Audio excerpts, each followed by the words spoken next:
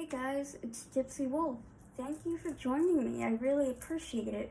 If you're new to my channel, thank you so much for stopping by. I hope you like what you see. I teach all things witchcraft as someone that has practiced for over 2 decades.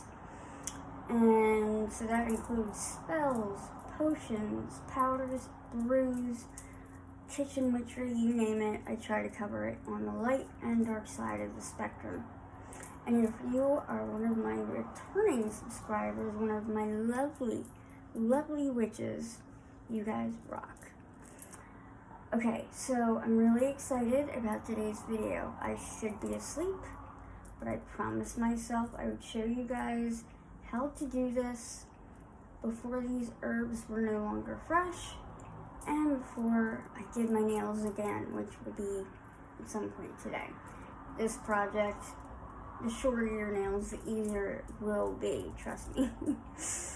Alright, so I'm going to teach you guys how to make your own smoke bundles. I know people call them saging bundles, or smudging bundles, but smudging is an actual routine that is taught to the Native American tradition.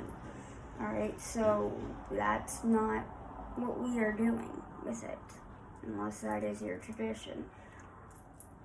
So, it's a smoke bundle, alright? So make sure you learn that distinction. Because, the more you know, the better, right? Knowledge is power. Alright, so here is, now these dry down to like half the size. You have to use fresh herbs or botanicals. I'll tell you why in a moment. This is one I recently made. I used all purple flowers that were in my garden, and I had quite a few. So that was cool. And I was like, you know what? That would be a great bundle to put together because A, it will look nice. Although a lot of these turned brown once they dried, but that's okay. And it would be great when doing any work with my crown chakra. So when I need to kind of call my higher self, boom. And I have a couple others. The one I normally use for cleansing is almost gone. But you can use anything you have in your garden. I'm serious. Or go to the park, whatever. You can use anything you find that you're drawn to that will dry out and burn. So, I'm just going to go over a few things that a lot of gardens have, like some calendula, marigold, whatever you want to call it, geraniums, and they come in all colors. They're very cheap and affordable, and you can get a lot, like a bang for your buck.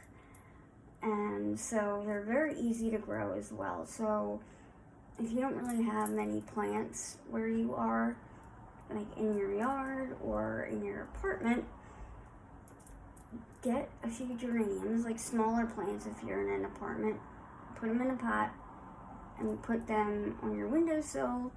Or if you have a yard, you can plant them in your yard or put them in a pot in your yard. You can use, they're a bit out of season now, but if you still have hydrangeas growing, you can use them.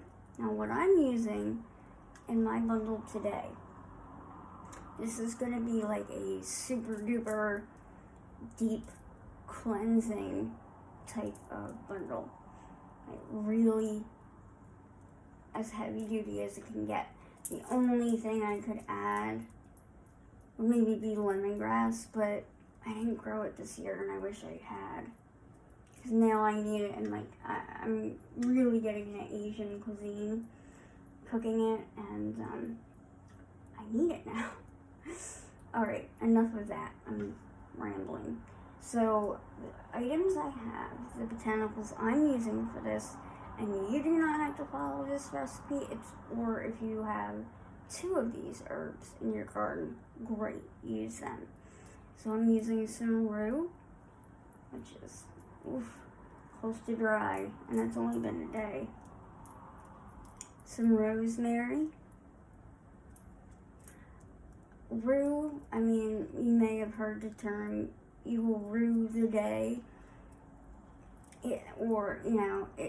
It's just so strongly cleansing.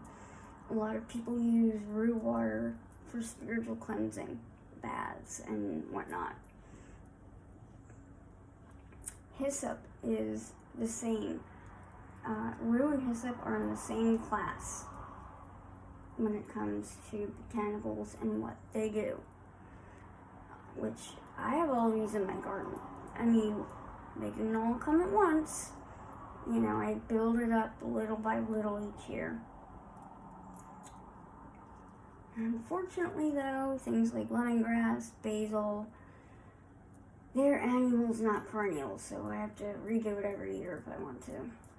So, more rosemary, and then, last but definitely not least, I have some fresh garden sage. You can use a really, really beautiful blend. It is mint of any sort, peppermint, any of the mints, and lavender. Although that's kind of out of season at this point too, depending on where you live. Just whatever is in season, look around, use it, okay? Alright, so I'm going to show you how to construct these. Now, the reason we want to use fresh, these are crumbly from being dry.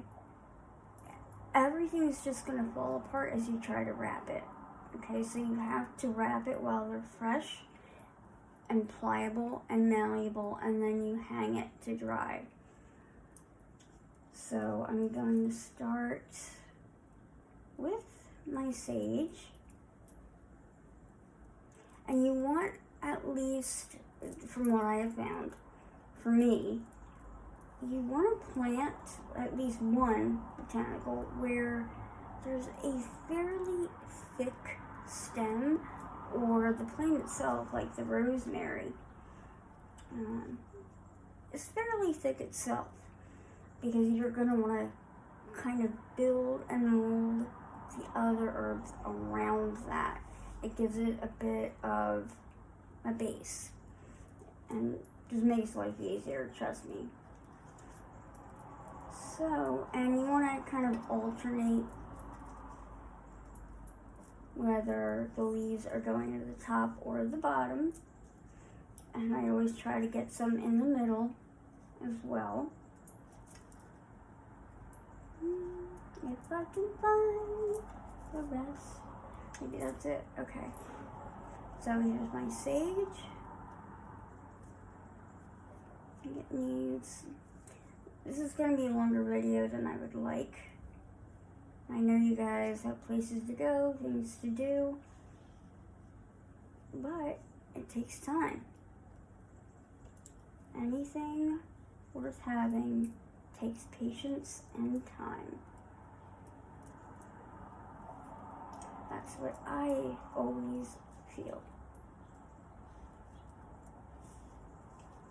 Okay, now going in with the rosemary.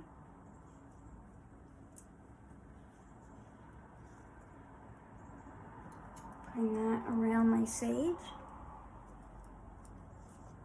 Don't worry if it looks messy. We'll fix all that when we wrap it, okay? Oh my gosh, I love the smell of rosemary. It is the one herb I can't witch without. For real. It does everything, at least for me. I love it in cooking. I love it in magic. It is just an all-around beautiful botanical.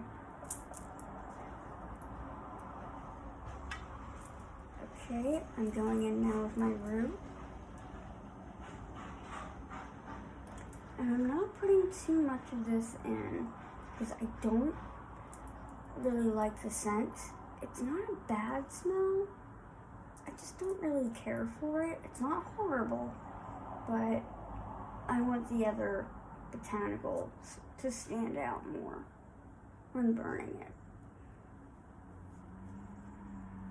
And they have pretty thick stems on a lot of them, so you can grab those and use them up if you need something as your base. Okay, going in with my hyssop. Trying to go as quickly as possible for you guys. So, I want to know, how was everyone's Lammas or Lunasa, whatever you call it? What did you do? Did you do it with family or friends? Do you have other witchy friends to celebrate with? Ooh, I dropped some. There we go.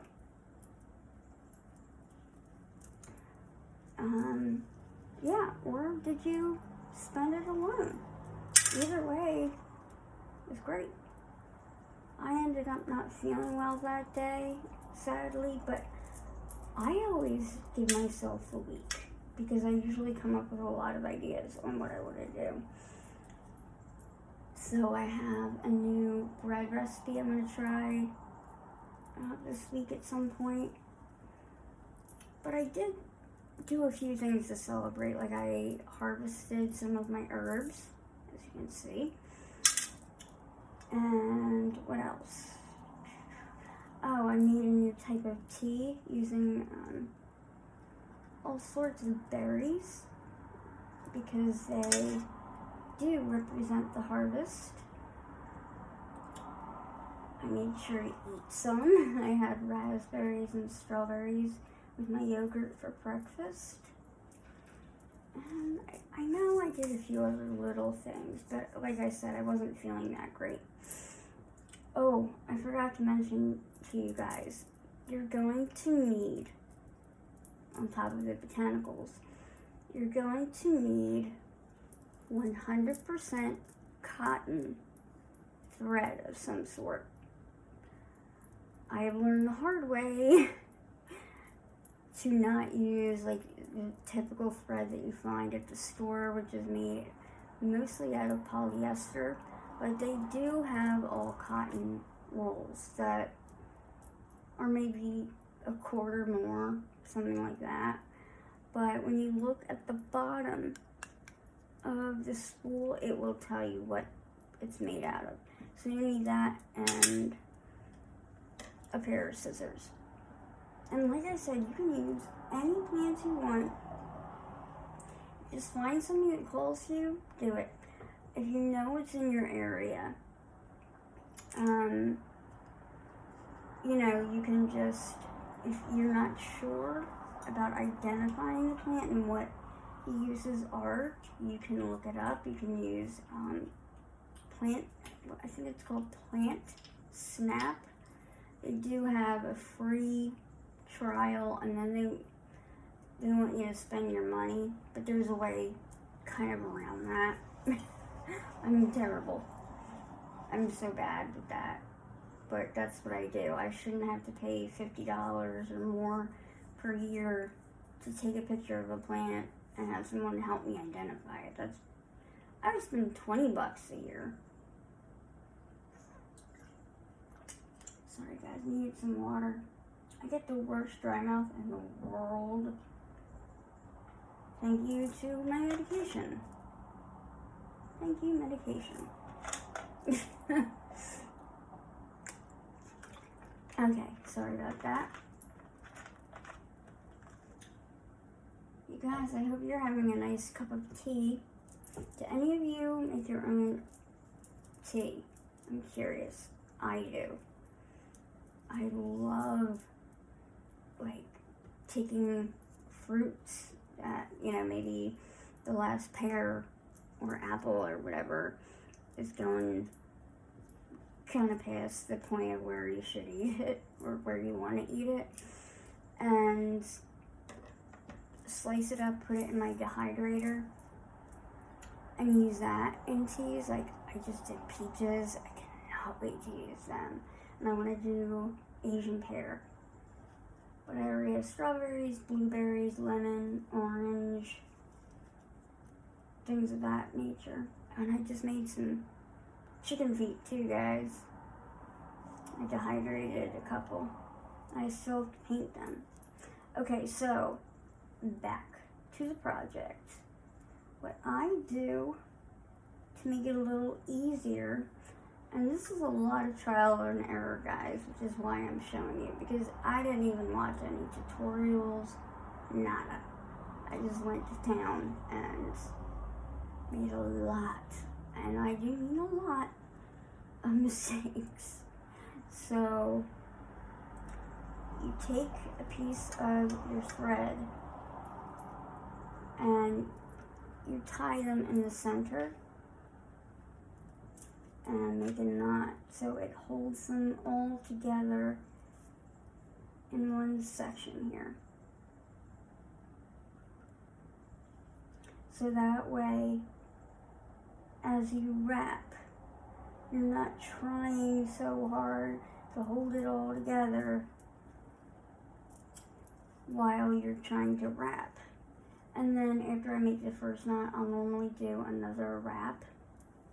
So make sure you give yourself a good amount of thread.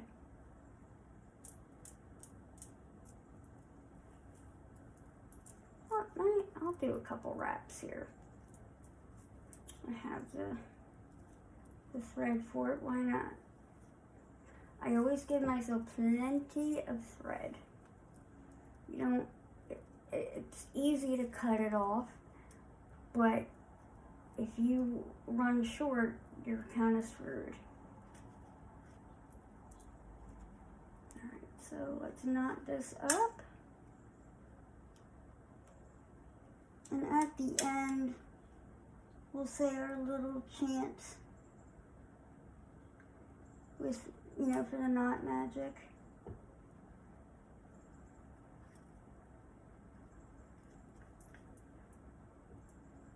Okay. Is that gonna hold? Doesn't wanna hold. Do another knot. There we go. And I'm gonna clip off those edges because trust me, they just really get in the way when you're trying to use new thread. Alright, so you want to pick an end to start from. So whether it's the top or bottom, and then get yourself plenty of thread. And like I said, give yourself plenty, because if you run out, not the greatest thing in the world, but to cut off excess, easy enough. And this stuff is under, like a big roll like that is under $1, so it's not like you're using up, you know, anything expensive, because I am a very cheap witch. So I do another knot on the end that I'm going to start on. And I pull it pretty taut.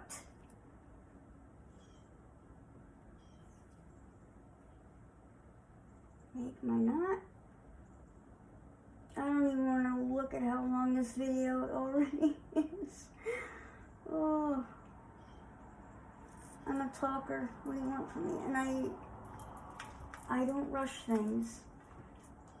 Too many, you know, all these younger witches, no offense guys, but are newer, I should say newer. They all think they're gonna know it all in a year. I studied for probably over 5 years before I even started my spell work. So from that point, you start wrapping around with the one side of thread. And make sure with these long pieces you get them. Alright, now see? I gave myself a lot of thread and it's still not enough. But I have the other side to work with now. So I can just do very loose rolling here and bring that up.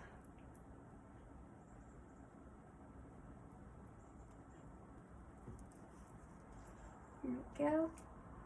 Like I said, you gotta try and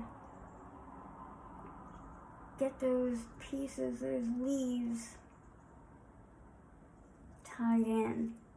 That's very important, because if they aren't like that and they're all hanging out, when you light this and you go to use it, you're gonna get ash from this everywhere, and it could easily start a fire. Alright, I'm gonna have to go in with more thread, unfortunately. You know, here I am talking about, oh, I made so many mistakes, but now I know it all. You'll never know it all. At least I won't.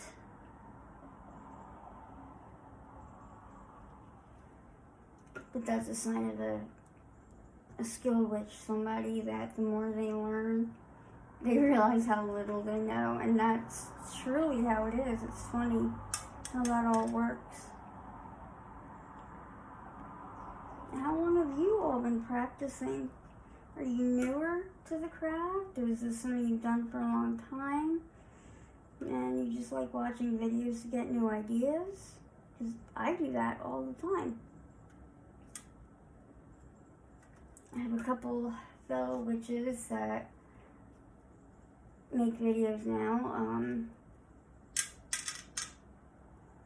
One or two of them I helped kind of boost them along. I'm like, hey, come on now. Like, if I can do it, you can. As far as making a YouTube channel. And they did, and they surpassed me. They're great. They're amazing. They both have their niche. And I love watching their videos. They're so creative and smart. And they're not baby witches. They've been at this for a long time.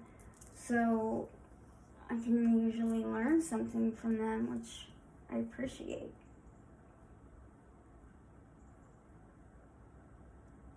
Like I said, you'll never know it all. And because, you know, everybody practices differently,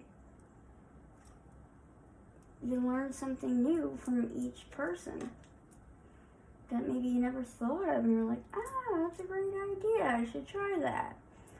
And you incorporate it in your own magic. And I love that. Now guys, I'm not gonna sit here and do this entire bundle in front of you, because I think you get the idea of what I have been doing. Like I said, you just tie, knot,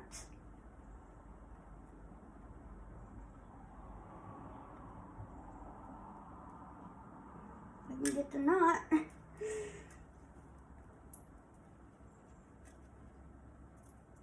and then wrap. Okay, that simple. So this is just getting started. Alright, so what this whole side needs to be done, this needs quite a bit more too, like this upper section here. And then you hang it for about a week to let it fully dry, and then bless it. And there are multiple ways you can bless it. A lot of times I'll just use one of my candles and focus and call on whomever. A lot of times I just use my guardian angel for this and ask that they help bless this for my highest for good. A lot of times, along with that, I will put it on my ancestral altar and ask them to bless it as well. So you can do that. You could use, any type of incense, smoke that you light, like myrrh, sage, frankincense, anything of that nature. You could place it in a bowl of salt. You could run it before you dry it. Run it, through a streaming lake or something. Get creative, guys. I can't give you every idea in the book. Maybe get your own book. Open it. Read it. You guys that are learning from this generation, you're so lucky because you have so much information at your fingertips. But I would imagine that would also make things more confusing. But for a dinosaur like me, we had like 2 books to choose from, and they were always Wiccan. Always. But that's where you start a lot of the time. Okay, I have babbled on long enough. This video has gone on long enough. I hope it helped. If you have any questions at all, please leave it down below in the comments. I know I have several other videos that I have promised and you guys want to see. Of course, you're all excited for dark magic because heaven forbid any of you ever make a mistake. Right? I don't make mistakes ever. That's what most people think, and they just want to point the finger at everything outside of them instead of looking within. A true witch, a seasoned witch, will look within first. I just want to throw that out there. So, 9 times out of 10, actually more than that, I'm not going to be cursing anyone. I think I've done that twice in my life, and I have done a lot of spells in over 2 decades. A lot. When you really look at it, think about it, ponder over it, and listen to your heart for real and not just your anger, you realize there are other solutions. Sometimes it involves a spell on yourself, or there's another solution other than cursing, because you have to think about, well, how could that affect me? How will that benefit me in any way? Chances are, you're not going to benefit from it. It could do damage. So, okay. I'll get off the high horse now. I am not saying I am better than anyone or, more morally correct. You do you. I don't judge anyone for their craft at all for any reason. Do whatever you want. I'm just saying it's worth thinking about. Okay, guys, thank you so much for joining me. I feel honored that you were here spending time. And I hope you all charged your oil under the new moon, because next I will be showing you how to make a new moon oil. Alright guys, as always, so great to see you. Blessed be, peace, and stay cool. Bye.